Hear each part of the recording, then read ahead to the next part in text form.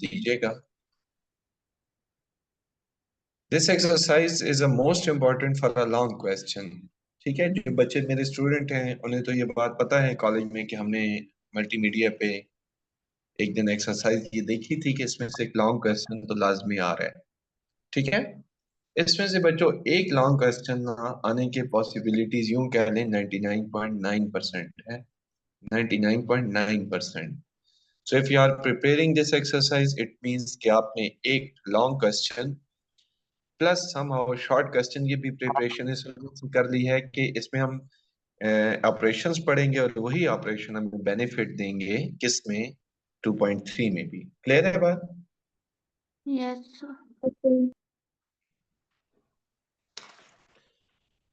तो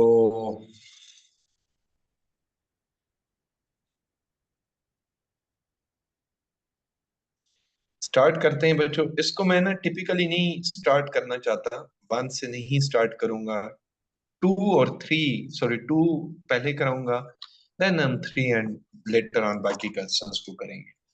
तो आज हम क्लास में ना क्वेश्चन नंबर 2 को डिस्कस करेंगे। उसकी मैं स्टेटमेंट पढ़ता हूँ। Solve the following system of equation by the Gauss elimination method and Gauss Jordan method.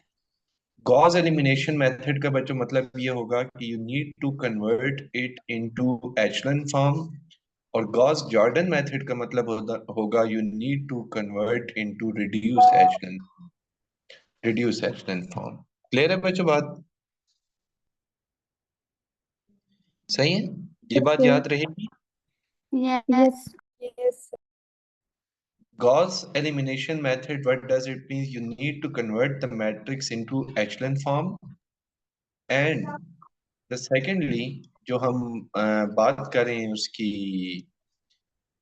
दूसरे मेथड की, Jordan Gauss Jordan method, that is basically reduce echelon form. तो मैं जब व्हाइट बोर्ड पे जाऊंगा आप में से कोई स्टूडेंट मेरे टू का पार्ट वन लिखाएगा। Okay, so let me tell कि टू का पार्ट वन जरा दिखाइएगा। मैं पहले एक्सरसाइज का जरा टाइटल दे देता हूँ। Exercise is 2.4। जी, मुझे लिखा दें जरा टू का part one. X minus Y hold on. X minus Y plus 4z plus 4z is equals to 4, is equal to 4। Okay, 2x plus 2y 2x plus 2y minus z minus z। ये किस student की तरफ से disturbance आ रही है? Is equals to 2। बच्चों unmute कर दें अगर प्रॉब्लम किसी के तरफ है तो। G is equal to what? 2 2। Okay, what is the next? 3x minus 2y 3x minus 2y। Plus 3z हाँ हाँ, is equals to minus 3। Minus 3। अच्छा बच्चों सुनेंगे, आपको ना इस एक्सरसाइज में हमेशा स्टार्ट यूं होगा कि आपको ना तीन इक्वेशंस गिवन होंगी। ये जो तीन इक्वेशंस गिवन होंगी इनके अंदर नंबर ऑफ वेरिएबल्स भी तीन होंगे। x is a one variable, y is a variable, z is a variable. और ये जो नंबर्स हैं ना, दीज आर कॉल्ड कांस्टेंट्स। ये क्या है बच्चों? कांस्टेंट्स हैं। ऐसे नंबर जो विदाउट वेरिएबल्स है ना उनको हम कांस्टेंट कह रहे हैं। अच्छा अगर आप देखें ना तो यहाँ x की पावर 1 है, यहाँ भी x की पावर 1 है, यहाँ भी z की पावर 1 है। आपको पता है ना जहाँ कुछ नहीं होता वहां 1 होता है। तो ऐसा ही है। और दूसरी बात यह है कि ये कांस्टेंट है और इस कांस्टेंट के साथ ना कोई वेरिएबल नहीं है। यहाँ पावर 1 थी, यहाँ पावर 1 थी, यहाँ पावर 1 है, लेकिन कांस्टेंट के साथ कोई वेरिएबल ही नहीं है। अच्छा अगर मैं इसके साथ वेरिएबल लिखने की कोशिश करूँ ना, लेट्स से मैंने x लिख दिया। अब x की पावर ना 0 है, और मुझे ये बताएं यहाँ पावर 1 क्यों 0 होगी? क्योंकि किसी भी नंबर की पावर 0 1 होता है तो इसका मतलब है ये वैनिश हो जाएगा और हमारे पास कुछ भी नहीं रहेगा। इसका मतलब ये है यहाँ वेरिएबल की पावर 1, यहाँ 1, यहाँ 1 और यहाँ 0 ना, तो ये जो इक्वेशंस है ना ये नॉन होमोजीनियस इक्वेशन है। कौन सी इक्वेशन है बच्चों ये? Non homogeneous. Reason is that कि तमाम वेरिएबल्स की ना डिग्री सेम नहीं है, तमाम टर्म्स की, सॉरी नो डाउट यहाँ वन है, यहाँ वन है और यहाँ भी वन है, तीन वेरिएबल्स की डिग्री तो ठीक है। बट ये जो टर्म है ना कांस्टेंट, हमेशा ये बात याद रखें कि कांस्टेंट की डिग्री जीरो होती है। आप में से कोई स्टूडेंट ये कह दे कि सर मैं फोर को तो टू की पावर टू भी तो लिख सकता हूँ ना। भाई कांस्टेंट की जितनी मर्जी पावर हो वो नहीं काउंट होती। कांस्टेंट के साथ जो वेरिएबल होता है ना उसकी जो पावर होती है ना वो डिग्री में रोल प्ले करती है। कांस्टेंट की पावर रोल प्ले नहीं करती। ये बात आपको क्लियर हुई है बच्चों? बोले। तो यस ये बात सर। याद रखनी है, ये बात याद रखनी है कि कांस्टेंट की डिग्री हमेशा जीरो होती है। The degree of constant is equal to zero. अच्छा अगर कांस्टेंट की डिग्री जीरो है तो sorry, one power zero power, what does it mean? The degree is not same, and whenever the degree is not same, that equation is called non-homogeneous. इसी तरह ये जो तीनों इक्वेशंस है ना, ये तीनों नॉन होमोजीनियस इक्वेशन। कौन सी हैं बच्चों ये तीनों इक्वेशंस? नॉन। Non homogeneous. हाँ मैं आपको ना एक्सरसाइज में जरा वापस जाके बताऊं ना। these are non-homogeneous, these are non-homogeneous, these are non-homogeneous, but these are homogeneous and homogeneous. The reason is that यहाँ देखें ना, power one power one power one, यहाँ तो कोई टर्म ही नहीं है, यहाँ तो जीरो है। वट डज इट मीन्स कि तमाम वेरिएबल्स की पावर सेम है। यहाँ अगर कोई टर्म होती, लेट से यहाँ कोई नॉन जीरो नंबर होता, तो फिर ये नॉन होमोजीनियस इक्वेशन होगी। कौन सी इक्वेशन होगी? Non non homogeneous. होमोजेनियस। आप लोग सारे बच्चे ना अपने पास बुक में यूं मार्क करें जैसे मैं आपको लिखवा रहा हूं कि इट इज नॉन। मैं फिलहाल सिर्फ नॉन लिख लूंगा, आप लोग इसको मुकम्मल कीजिएगा। It is also known homogeneous, it is also known homogeneous, it is homogeneous and it is homogeneous. Clear है बच्चों बात आप लोगों को? Yes sir. सही, ये अपने पास बुक में मार्क कर लें। अब मैं आपको क्वेश्चन स्टार्ट कराने लगा हूं और मैं आपको उसमें ये बात बता देता हूं कि जब आप इस क्वेश्चन का आगाज करेंगे ना तो सबसे पहला काम आपने ये करना है कि आपने ना मैट्रिक्स ऑफ कोफिशिएंट्स लिखने हैं। Coefficients one two three, minus one two minus to,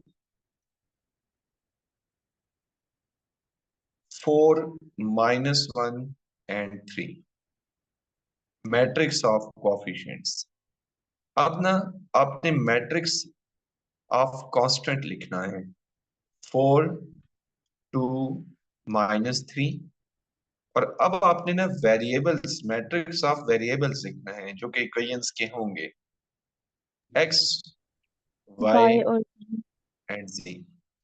ये मैंने तीन काम हमेशा करने होंगे, ये हर क्वेश्चन में होगा। चाहे वो जॉर्डन मेथड हो, चाहे वो एलिमिनेशन मेथड हो, चाहे वो अपना क्रॉमर रूल हो, चाहे वो इन्वर्जन मेथड हो, whatever the method is, you need to write these three matrices in every situation. ठीक है? बोले बच्चों, क्लियर है? Yes sir. सही। आपको ये तीन मैट्रिसेस लाजमी लिखने होंगे। अब ना आप ए और बी को ना ज्वाइन करेंगे, ए और बी मैट्रिक्स को ज्वाइन करेंगे। अच्छा ज्वाइन करने के बाद जो मैट्रिक्स बनेगा ना उसको मैं नाम भी दे दूंगा लेटर ऑन। मैं पहले इसके साथ ज्वाइन कर लूं, वन माइनस वन फोर। पहले ना मैं ए मैट्रिक्स लिखूंगा पूरे का पूरा, two two minus one and three minus two three.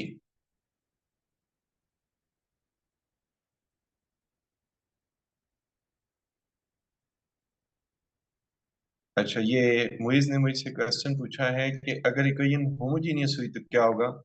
तो मुइज उसका आंसर ये है ना कि अ, अभी मैं आपको नॉन होमोजीनियस इक्वेशंस को सॉल्व करना सिखा रहा हूँ ना। फिलहाल हमारा टॉपिक ये है, लेटर ऑन हम अ, उसको नॉन होमोजीनियस इक्वेशंस को भी डील करना सीखेंगे। ठीक है? वो असल में आज बोल नहीं सकते किसी वजह से, तो उन्होंने चैट में मुझसे क्वेश्चन पूछा। आप भी बच्चों क्वेश्चन पूछते रहिएगा साथ साथ कोई भी। ये देखिए मैं ए और बी को ना ज्वाइन कर रहा हूँ, four, two and minus three. बस मुझे ये बताएं, this is matrix A, this is matrix B, मैंने इनको ज्वाइन किया by drawing a straight line. पता है इसकी नोटेशन क्या होगी? A B. और इसको पता है कहते क्या है? Augmented matrix. क्या कहते हैं बच्चे? बोले सारे ये वर्ड बोलो। ऑगमेंटेड। हाँ, ऑगमेंटेड। सारे स्टूडेंट्स ये नाम एक दफा प्रोनाउंस कर लें, ऑगमेंटेड मैट्रिक्स। मैं अगर ए बी को मल्टीप्लाई करता ना, तो उसकी नोटेशन ए कैपिटल बी होती। मैंने ए और बी को ज्वाइन किया है, तो ज्वाइन करने की नोटेशन ये है, सबस्क्रिप्ट में स्मॉल बी लिखा होगा। ठीक है बच्चों? बोलें। Yes sir. सही। अच्छा, अब देखें, मैंने ना, मैं क्योंकि कौन सा मेथड कर रहा हूँ वो भी मैं यहाँ लिख देता हूँ। मैं कर रहा हूँ गॉस एलिमिनेशन मेथड ना। अच्छा, अगर मैं गॉस एलिमिनेशन मेथड कर रहा हूँ ना, तो गॉस एलिमिनेशन मेथड में मैंने मैट्रिक्स को ना एचलन फॉर्म बनाना होता है। एचलन फॉर्म। एचलन फॉर्म बनाने के लिए देखें, वन तो मौजूद है, मुझे वन के नीचे जीरोस बनाने हैं ना, यहाँ और यहाँ। बच्चों यही बात नहीं थी? बोले। Yes sir. सही। तो आर वन को ना आप अनचेंज रहने दीजिएगा। सारे स्टूडेंट बड़ी ही तवज्जो के साथ सुनेंगे।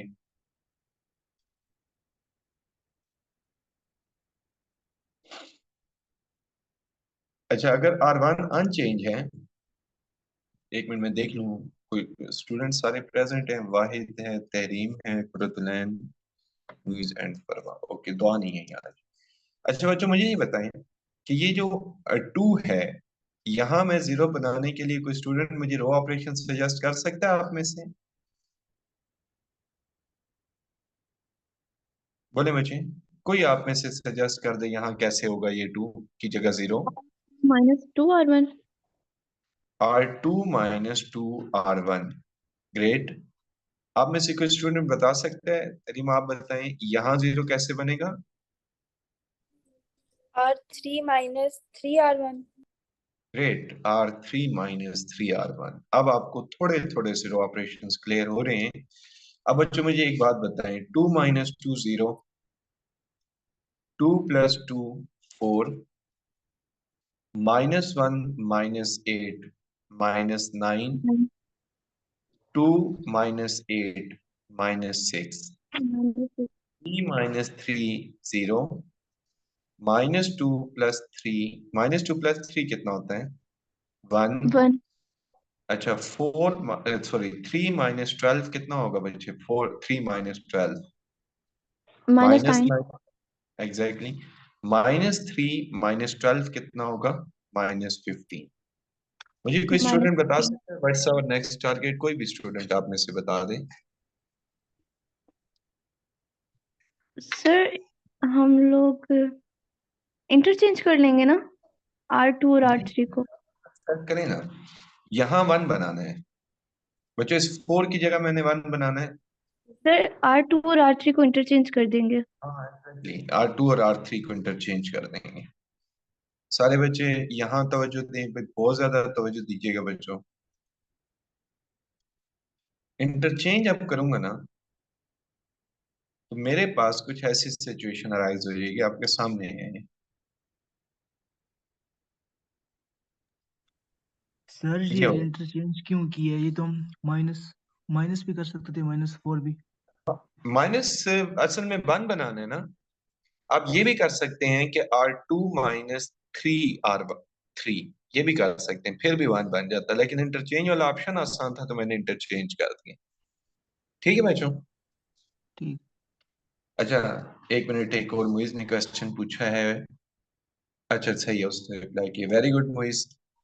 अच्छा बच्चों, मुझे एक बात बताइएगा कि फोर की जगह मैंने जीरो बनाना है, और मेरा क्वेश्चन है, एक मिनट, कौन कौन स्टूडेंट प्रेजेंट है, तो लाइन आपसे, कि फोर की जगह जीरो कैसे बनेगा?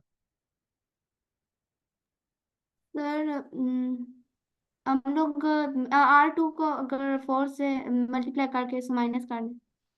हाँ, आप यूं लिखवाया करें हाँ, कि सर आप लिखें आर थ्री माइनस, लिखें और R2। माइनस क्या, फोर आर टू।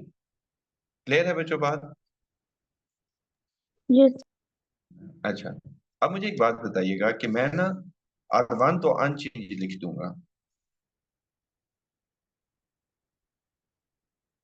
4 एंड 4। अच्छा, R2 को ना एज इट इज लिख दूंगा, क्योंकि भाई वो हमारा टारगेट ही नहीं है। कोई स्टूडेंट बता सकता है हमारा चेंज होने वाली रो कौन सी होगी? R3। आप 0 0 एंड माइनस, अच्छा, -9 और +36 कितना होगा बच्चों? -9 +36 सर 27। एग्जैक्टली।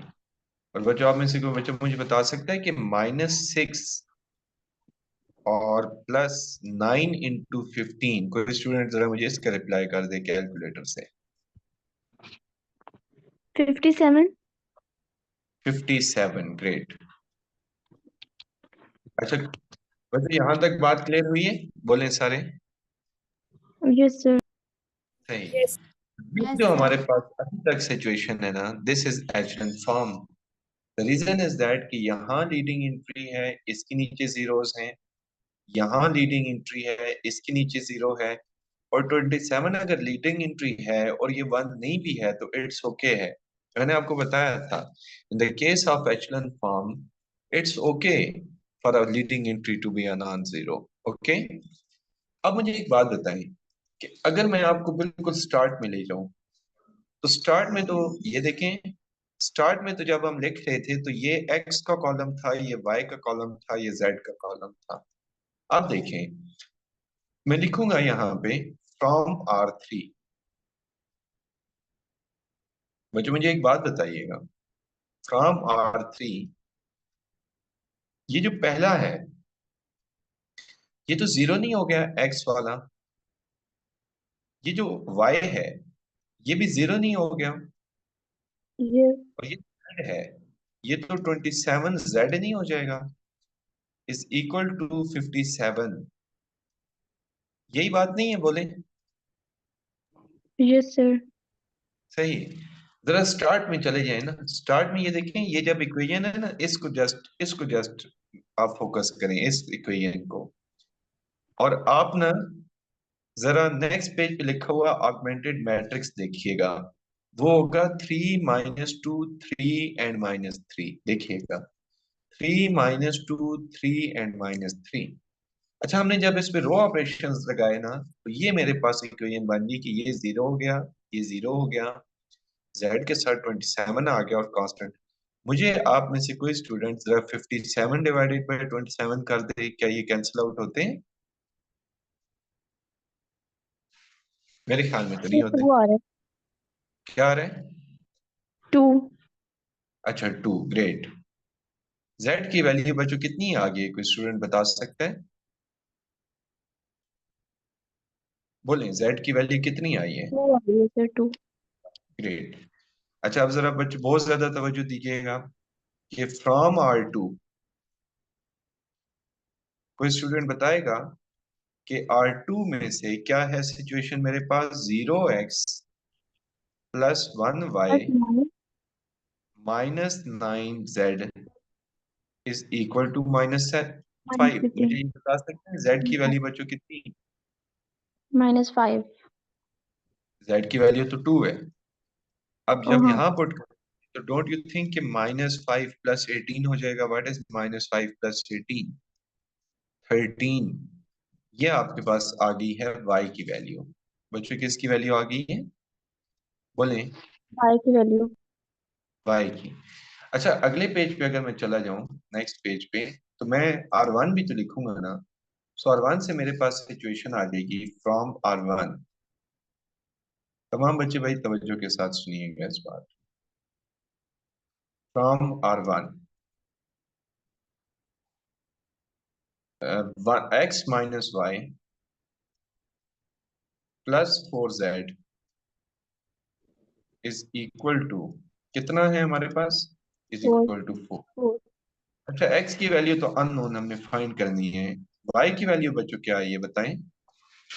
13। हाँ z की वैल्यू क्या आई थी? 5। 2। हाँ सॉरी 5। सॉरी, हाँ 2 5 आई है या थी। 2 है?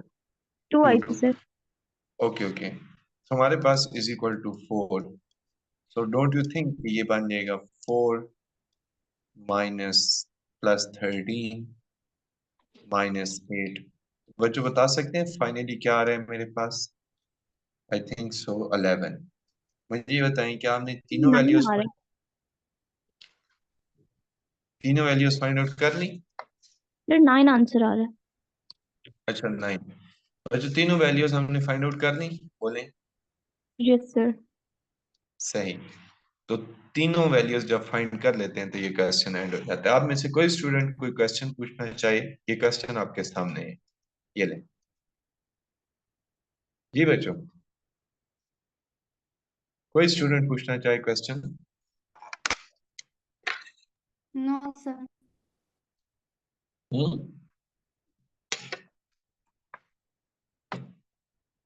बोले बच्चों, कोई क्वेश्चन हो आपका? No sir. नो नहीं, सर। ठीक है। इसी का ना मैं आपको दूसरा मेथड करा रहा हूँ। मैं जरा बुक से उसका नाम भी आपको एक दफा दोबारा बता देता हूँ। उसका नाम है Gauss Jordan method. What is the name of the new method? Gauss Jordan method. और मैंने आपको स्टार्ट से बच्चों क्या बात बताई थी, गॉस जॉर्डन मेथड क्या होगा? बोलते क्यों नहीं है आप लोग? Non yes sir. होमोजीनियस।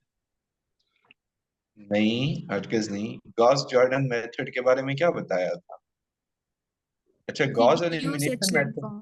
हाँ एग्जैक्टली, एग्जैक्टली। रिड्यूस। अच्छा ये अ, ठीक है। मैं आपको ये इसमें बच्चों बात बता रहा था कि जो हमारा पहले हमने किया ना गॉस एलिमिनेशन मेथड, उसमें हमने मैट्रिक्स को एचलन फॉर्म में बनाना होता है। अभी जो मैं आपको करा रहा हूँ ना गॉस जॉर्डन मेथड, इसमें हमने ना मैट्रिक्स को रिड्यूस एचलन फॉर्म में बनाना होता है। किसमें? बोले? Reduce H. हाँ, रिड्यूस एचलन में। अच्छा, मुझे अब अगर आप लोग की एक इजाजत दीजिएगा तो मैं आपसे ये बात करना चाहूंगा कि हमें एक बात पता है कि रिड्यूस एचलन बनाने के लिए ना हम एक पैटर्न फॉलो करते हैं ना, एचलन में भी नो डाउट करते हैं, मैंने मेंशन नहीं किया, वो एक अलग बात है। 1 के नीचे यहाँ 0, देन यहाँ 0, देन यहाँ 1, फिर यहाँ 0, देन यहाँ 1, ऊपर 0, फिर ऊपर 0, और फिर इधर 1।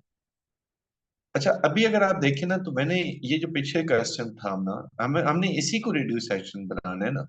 ये क्वेश्चन पता है हमारा किस स्टेज पे पहुंचा हुआ है?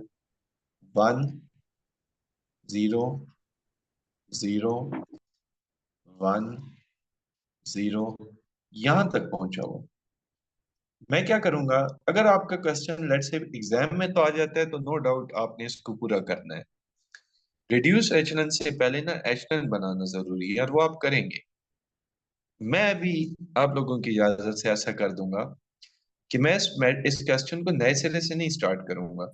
मैं इस क्वेश्चन को ये जो यहाँ मैं स्टॉप हुआ हूँ ना, पिछली दफा इक्वेशन को सॉल्व करना शुरू हो गया था, वहीं से स्टार्ट करूंगा। जहां 27 था वहां 1 बना दूंगा, और यहाँ 0 बना दूंगा। चलिए मैं इसको डिफरेंट कलर से लिख देता हूँ। यहाँ 0, यहाँ 0, एंड देन यहाँ 0 बना दूंगा। तो मुझे ये बताएं, मुझे अब उस क्वेश्चन में कितने स्टेप और करने हैं? बोले बच्चों? 4 स्टेप्स। हाँ, 4 स्टेप्स। आप लोगों ने मुझे हेल्प आउट करनी है इस मैट्रिक्स को उधर लिखवाने में। मैं पहली रो याद करूंगा, आप लोग बाकी रिमेनिंग रोज।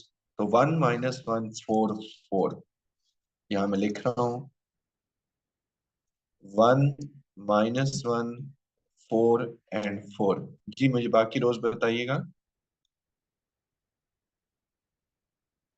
नहीं देखी किसी ने? 0 1 माइनस 9 5, और 0 0 1 27 एंड 57। और 54 यहाँ तक क्या 57।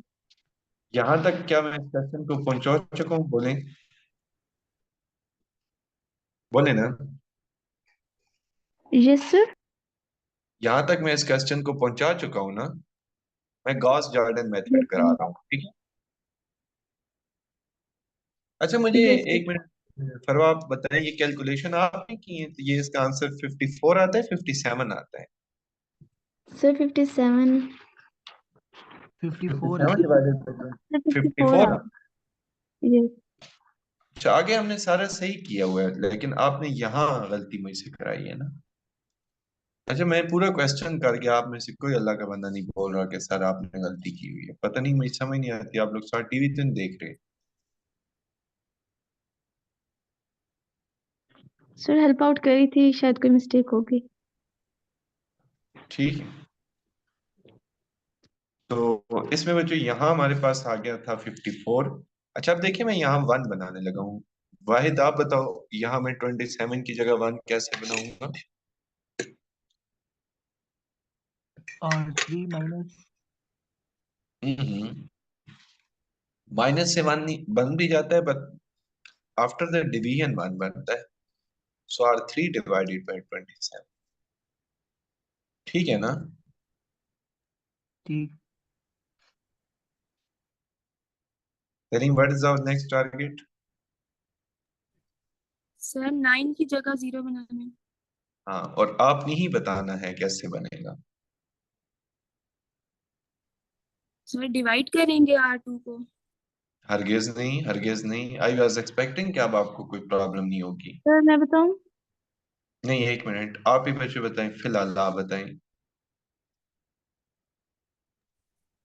जी। Sir R2 minus 9 times R3। हाँ तो ये बात फर्स्ट टाइम में बतानी थी ना, फर्स्ट टाइम क्यों गलत बताया भाई? बोले। सर वो तब आपने उधर 1 नहीं लिखा था ना, इसलिए। हाँ सही है, ठीक है, गुड। R2 जिसकी जगह 0 बनाना है, +9 R3। तो बच्चों यहाँ हो जाएगा 0, और यहाँ हो जाएगा -5 +18 कितना होता है, कोई स्टूडेंट बता सकते हैं? 13, आई थिंक सो, है ना? Yes sir. 13। अब आप में से कौन बताएगा? कुरतुल्लाह आप बताएं, what's our next target? Sir 4 की जगह 0 बनाना है। एग्जैक्टली, और और रो जो है operation R1 minus 3R3 4R3। 4R3। Great. अच्छा, चेंजेस R2 और R3 में तो नहीं आएंगी ना, तो उनको ना आप पहले एज इट इज लिखते हैं, अनचेंज्ड। ठीक है, उनको आप अनचेंज्ड लिखते हैं। ये मैंने उनको अनचेंज्ड लिख दिया। सॉरी, यहाँ मुझे पता नहीं 5 क्यों याद आ जाता है, लिखना 2। अच्छा अब टू। जरा देखिएगा, तो पहला बनेगा 1, वो तो 1 ही है। फिर बनेगा -1, यहाँ बनेगा 0। अच्छा, और 4, 4 -8, -4 नहीं हो जाएगा? यस। नहीं। -4 ही बनेगा ना, 4 और -8, यही बनेगा ना, तो -4 बन जाएगा। अच्छा, और आप में से कौन स्टूडेंट रह गया है? तनीम आप जरा दोबारा बताइएगा मेरा क्या टारगेट है। सर फर्स्ट रो में -1 की जगह 0। हम्म, कैसे बनेगा ये? R1 plus R2। Great, R1 + R2। पता है उन्हें क्या लगा है मेरे पास फाइनली? 1 0 0, -4 + 13 तो 9 ही हो जाएगा। बोले, यस सर। अब बोलते क्यों नहीं है भाई? Yes sir. अच्छा अब बच्चों मुझे ये बताएं, क्या ये रिड्यूस एचलन बन गया? रिड्यूस एचलन बन गया। मैं लिखूंगा फ्रॉम R3, मुझे जस्ट ये बता दें कि फ्रॉम R3 x भी 0 हो चुका है, y भी 0 हो चुका है, एंड z की वैल्यू 1 है, यानी 1z इज इक्वल टू 2। तो मुझे ये बता सकते हैं यहाँ से z की वैल्यू क्या आ रही है? 2। क्या वैल्यू आ रही है? 2। 2 नीचे टाइटल दीजिएगा फ्रॉम R2। x 0 है, y के साथ 1 आ जाएगा, z के साथ भी 0 आ जाएगा, इज इक्वल टू 13। मुझे ये बता सकते हैं कि यहाँ से y की वैल्यू कितनी आ रही है? बोलें। 13 आएगी। ग्रेट, 13 आई। अच्छा, मैं नीचे लिख रहा हूँ फ्रॉम R1। स्टूडेंट्स स्टेटमेंट को समझिएगा। From R1 1x 0 0 y 1 exactly 0 0 z is equal to 9। मुझे ये बता सकते हैं यहाँ से x की वैल्यू बच्चों कितनी आ रही है? 9 पहले भी तो यही आई। Yes sir. बोले, ये 3 वैल्यूज आई थी ना, अगेन ये 3 आ गई। Yes sir. आप में से कोई स्टूडेंट मुझे echelon form sorry Gauss elimination method और गॉस जॉर्डन का डिफरेंस बता सकते हैं? आपने क्या डिफरेंस महसूस किया? कोई स्टूडेंट बिलिंग नहीं बताए? पहले मुझसे इजाजत ले कि मैं बोलूं, फिर बोलना स्टार्ट कीजिएगा। कौन बोलना चाहेगा? मैं बोलूं? आप हैं कौन? फरवा। हाँ बोलें। सर हमने गॉस एलिमिनेशन मेथड में वो एचनल फॉर्म बनाई थी, और गॉस हम्म। गॉस जॉर्डन मेथड में हम लोगों ने रिड्यूस्ड एचनल फॉर्म बनाई थी। नहीं, इसके अलावा एक और डिफरेंस है। कोई और स्टूडेंट भी बोले भाई, बोले।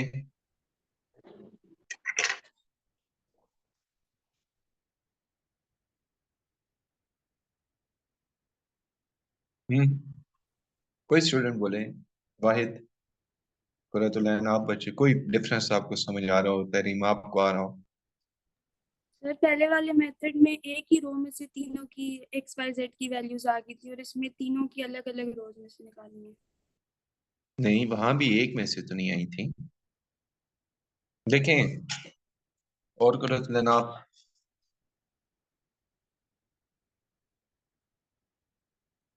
सर पता नहीं। मैं मैं बताता सोच हूँ। रही हूँ।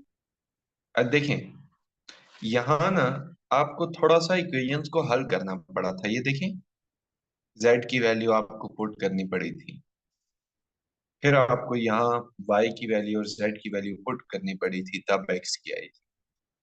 गॉस एलिमिनेशन मेथड में ना एक इक्वेशन की वैल्यू दूसरे में पुट ही नहीं करनी पड़ी, डायरेक्ट तीनों आंसर्स आ गए। आपको फर्क समझ आया है दोनों का? जी नो बच्चों, सर। फर्क यस सर। देखें, मैं दोबारा समझाता हूँ। यहाँ देखें, इस मेथड में क्या था कि z की वैल्यू तो आ गई थी, हमें z की वैल्यू ना यहाँ पुट करनी पड़ी थी, तब y की वैल्यू आई थी। यस अच्छा, सर। फिर x और y और z दोनों की वैल्यूज पुट की हैं तो x की वैल्यू आई है। लेकिन गॉस जॉर्डन मेथड में क्या है कि तीनों वैल्यूज ना सीधी सीधी आती गई हैं, हमें कोई इक्वेशंस में पुट नहीं करनी पड़ी। Yes difference sir. आपको? तो आप कौन सा मेथड प्रेफर करें, गॉस एलिमिनेशन या गॉस जॉर्डन?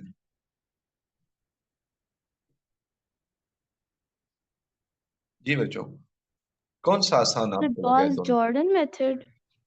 हाँ exactly, Gauss Jordan. Reason is that कि डायरेक्ट वैल्यूज आना ज्यादा सूटेबल है, बरक्स इसके कि हम बैठ के उनको फिर सॉल्व करते रहें। ठीक है, क्लियर है बच्चों बात? Yes sir. Yes yes sir. सही। तो बाकी इंशाल्लाह फिर कल क्लास होगी। कल नहीं, मतलब मंडे को। अल्लाह हाफिज।